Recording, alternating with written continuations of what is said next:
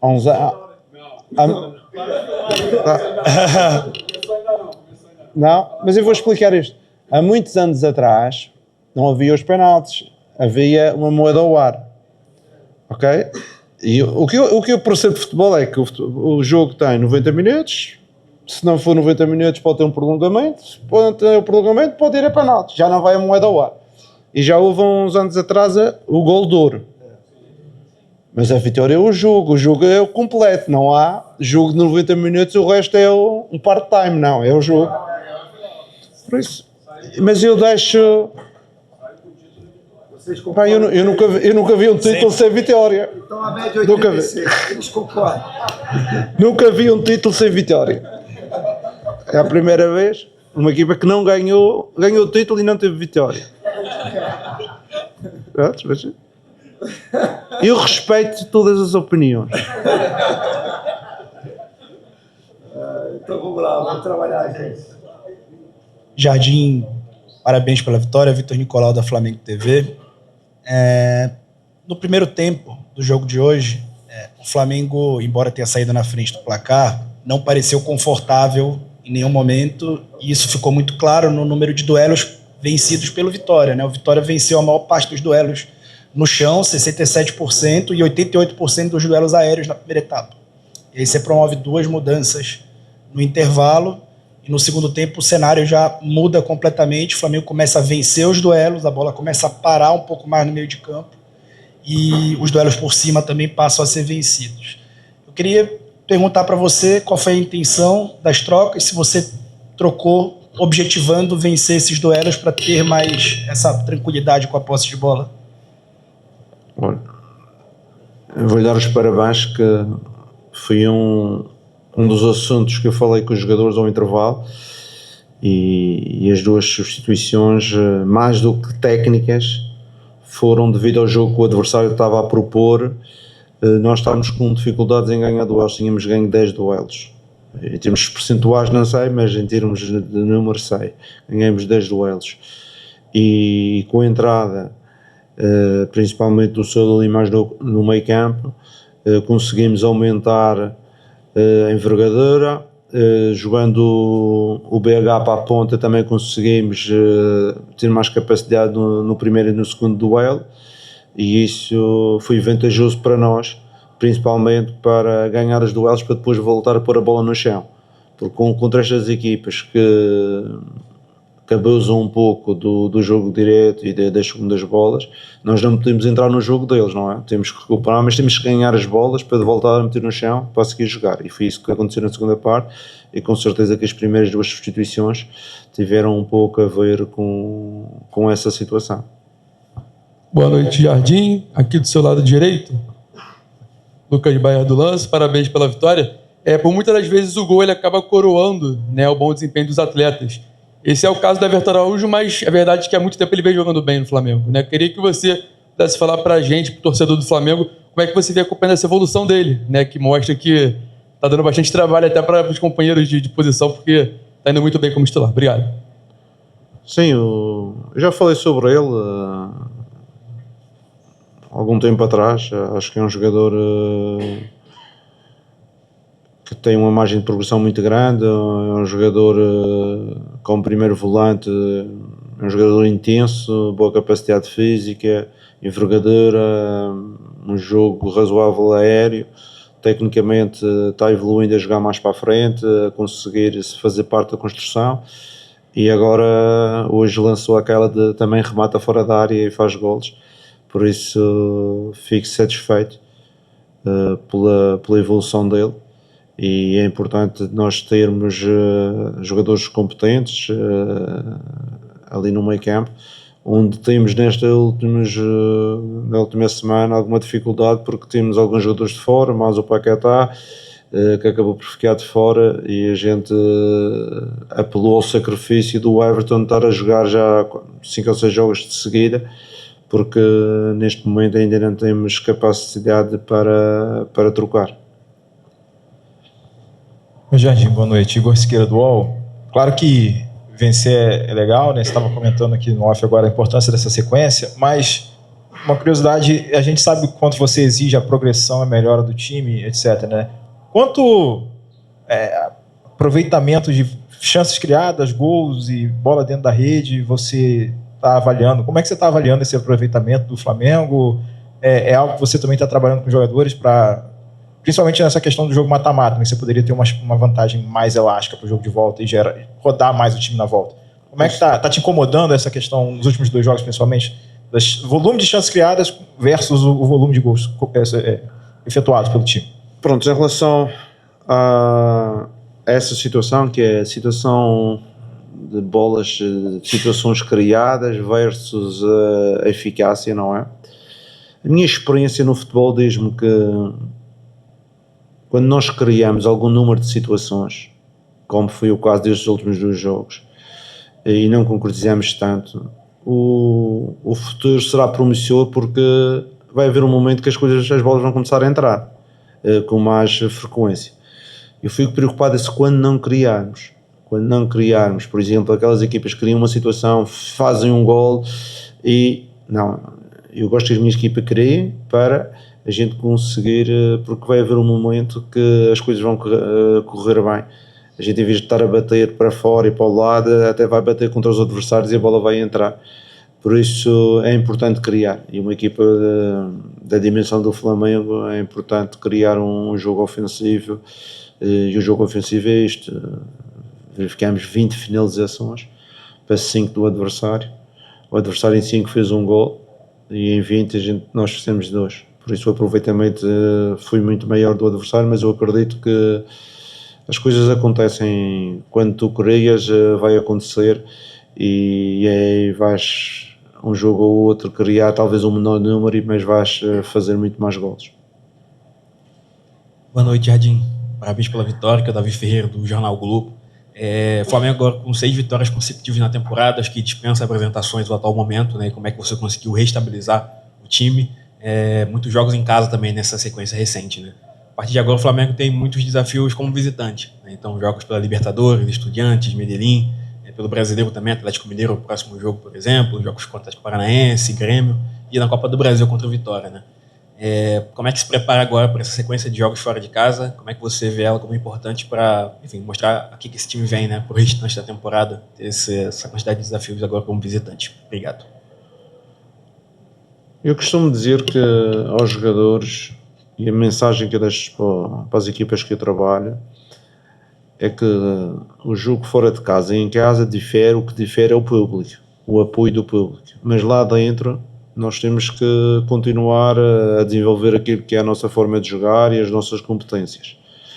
Por isso a ideia do jogo, a ideia de desenvolver um jogo fora de casa ou em casa não vai mexer, assim como fomos jogar ao Botafogo ou fomos jogar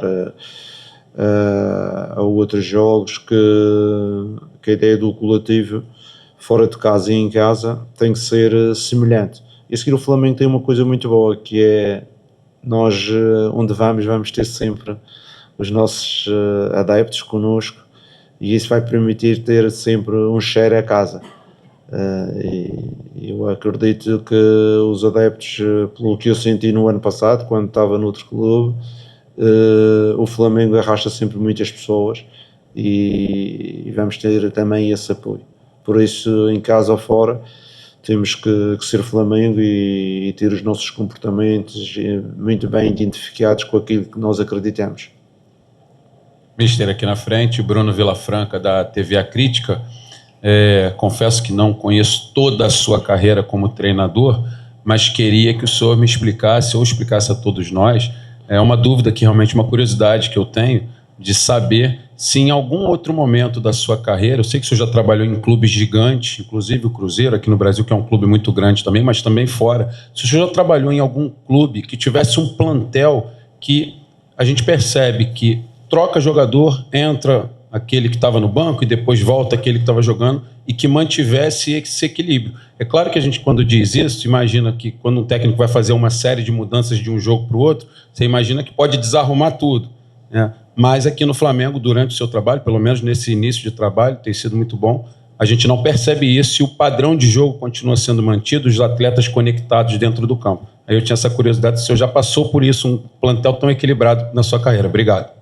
Não, é assim, às vezes os plantéis são pelas necessidades, não é? Neste campeonato, onde um clube como o Flamengo pode fazer 70, 80 jogos, existe uma necessidade e quase uma obrigatoriedade de termos um elenco com soluções para todas as posições, porque a seguir vêm as lesões e vem...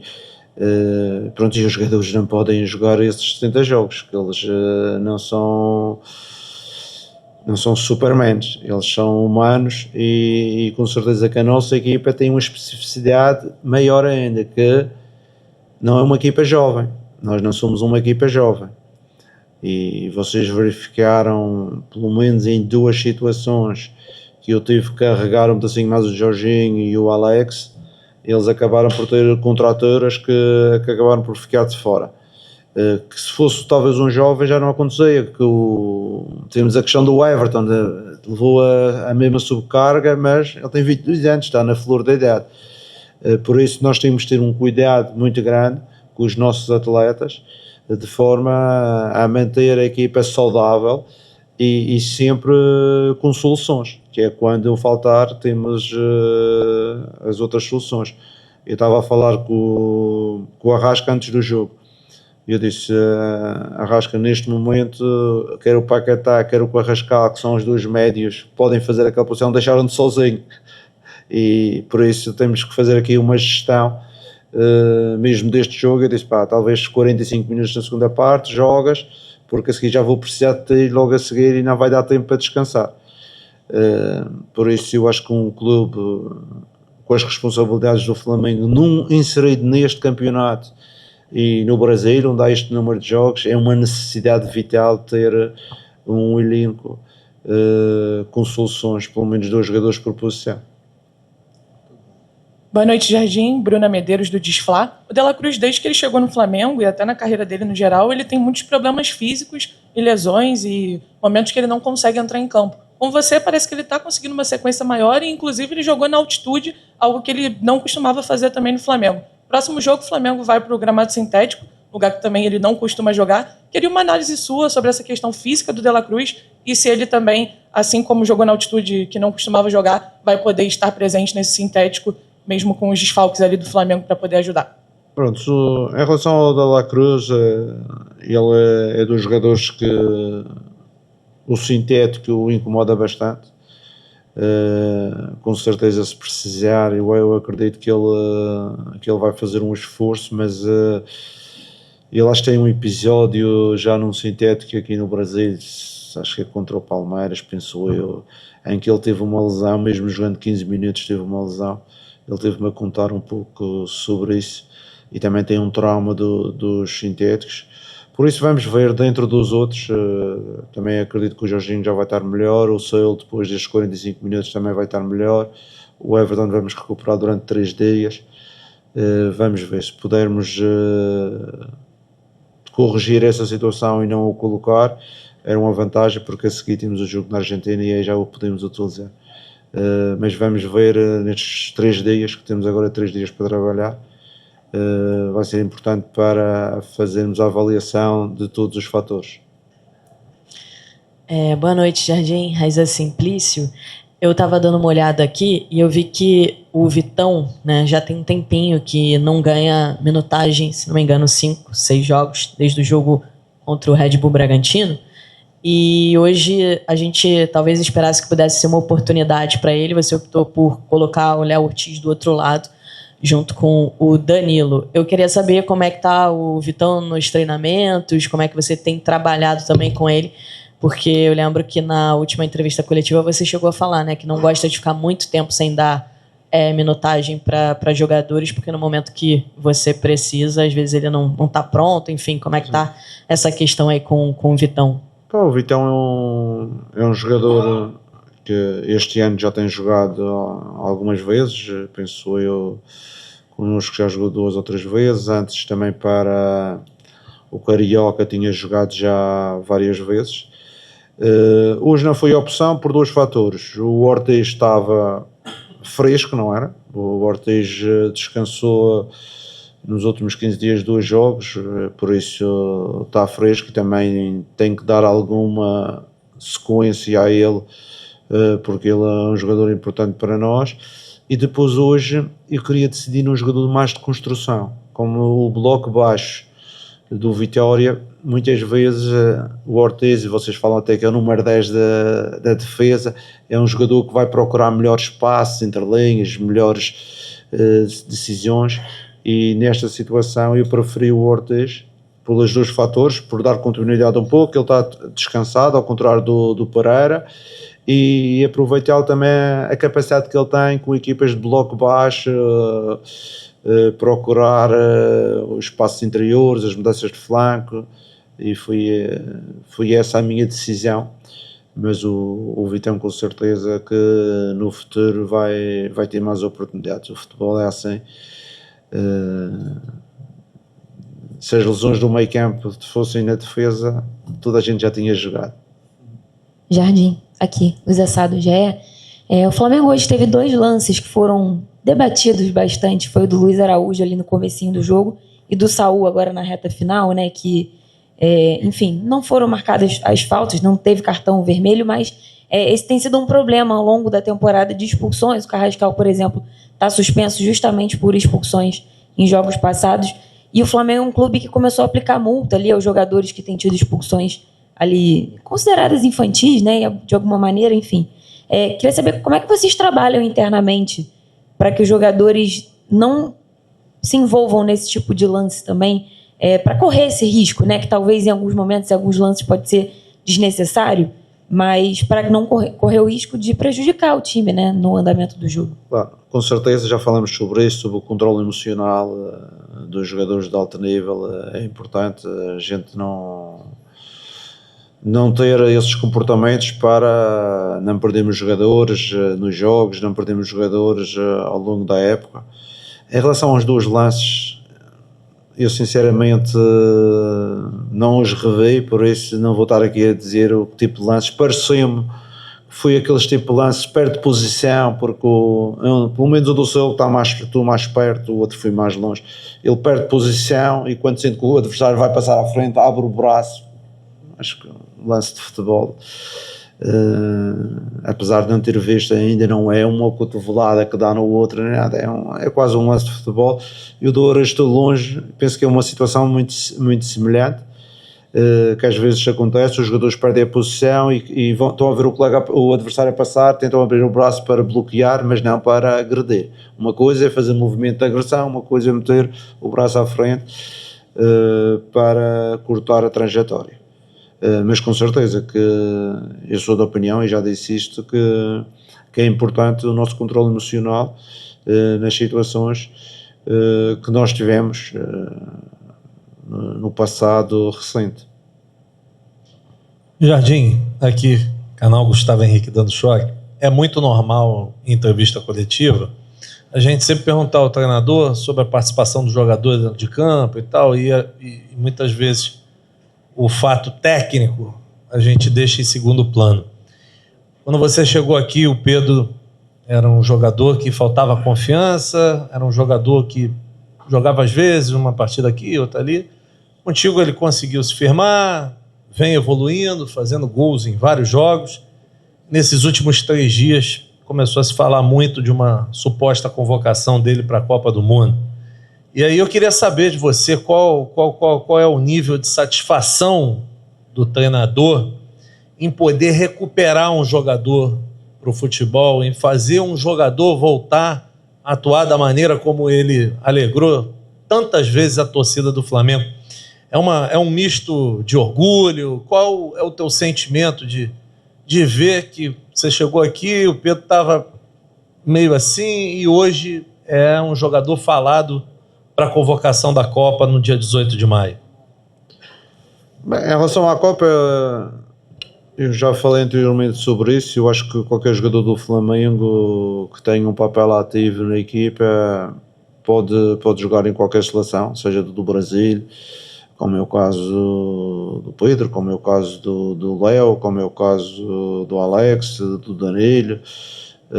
São jogadores que podem ter a porta aberta para a seleção, e alguns deles têm sido convocados com regularidade.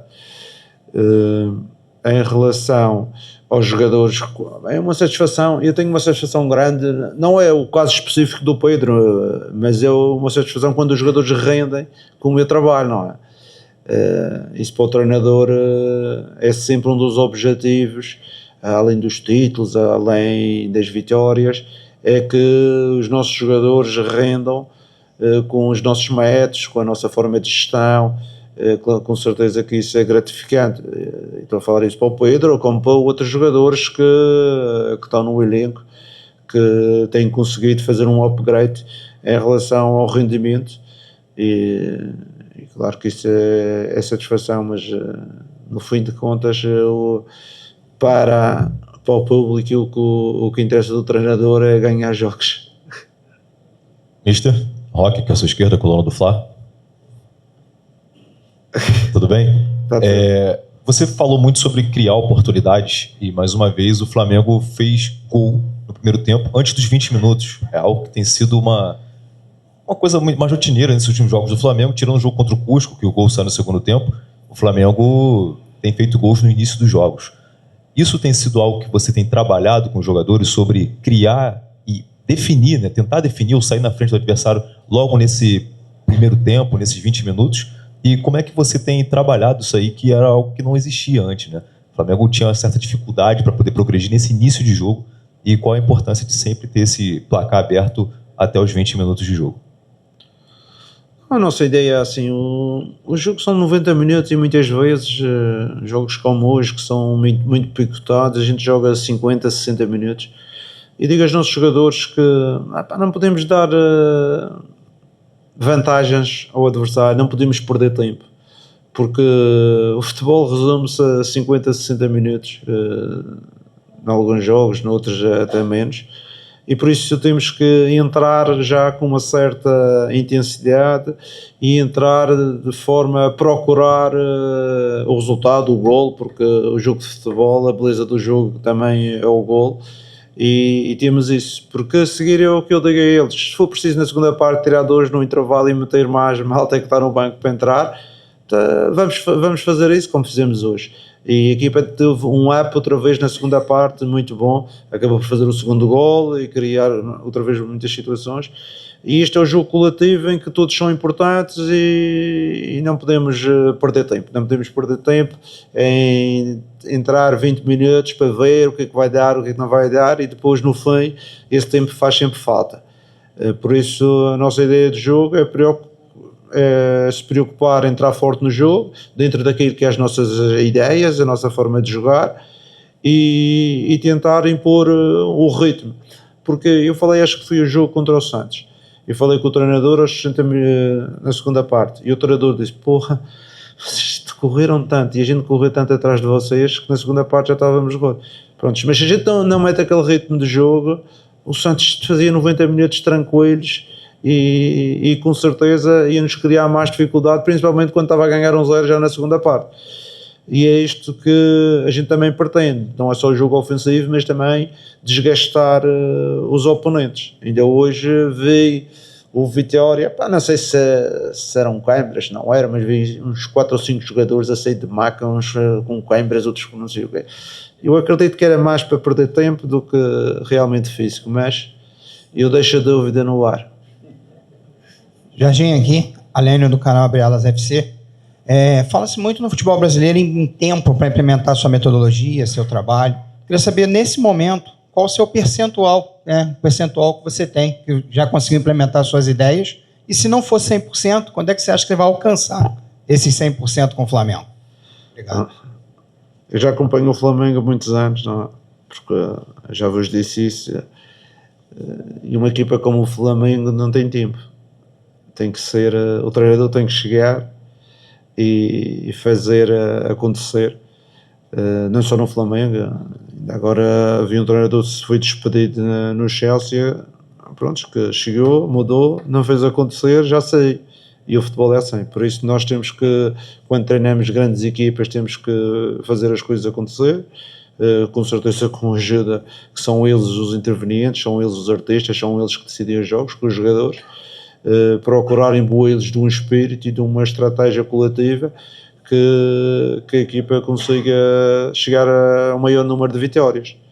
E pronto, e neste momento o meu trabalho é dar seguimento e procurar sempre, dia após dia, progredirmos, porque vamos progredir, porque vamos jogar mais vezes juntos, vamos jogar mais vezes dentro da mesma estratégia, e eu acredito que podemos ser ainda mais competentes. Falei da finalização antes, por exemplo, eu acho que a finalização é uma questão também de aumentos de níveis de confiança, e quando isso acontece, quando jogamos juntos, quando temos a percepção do colega, do como é que faz o passe, para onde é que faz o passe, às vezes essas coisas todas podem definir uma melhor finalização. Por isso, eu acredito sempre numa progressão, e essa é a nossa ideia de progressão. Também acredito isso na vida. O meu pai diz que tem 88 anos, ele está sempre a aprender, eu também acho que sim. Jardim, tudo bem? Boa noite. Aqui no meio, Gabriel Órfão, canal Paparazzo Rubro-Negro. Jardim, até a parada para a Copa do Mundo você tem 10 ou 11 jogos, que tem um jogo que ainda não está definido se vai ser antes ou depois. Desses, são 6 como visitante, 2 em gramado sintético, um no interior da Argentina, outro na Colômbia, que é uma viagem desgastante. Eu queria saber um pouco de você sobre qual é a importância de conseguir resultados com essas adversidades, pensando no restante da temporada. A gente sabe que o segundo semestre é difícil de falar agora, porque tem uma parada para a Copa do Mundo, tem uma janela de transferências no meio, mas como você avalia a importância de conseguir resultados com essas adversidades, visando o fim do ano do Flamengo já? Obrigado.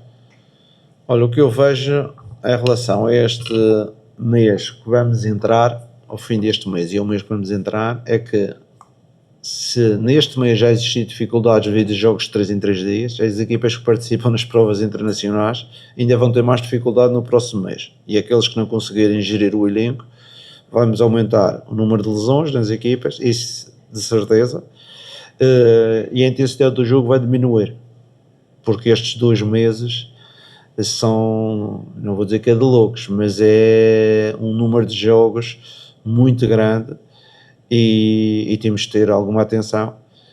Por isso é que eu já comecei a gerir jogadores desde o início do mês, que é para não chegar ao mês de maio com mais problemas do que aqueles que eu tenho. Obrigado, Jardim. Obrigado a vocês.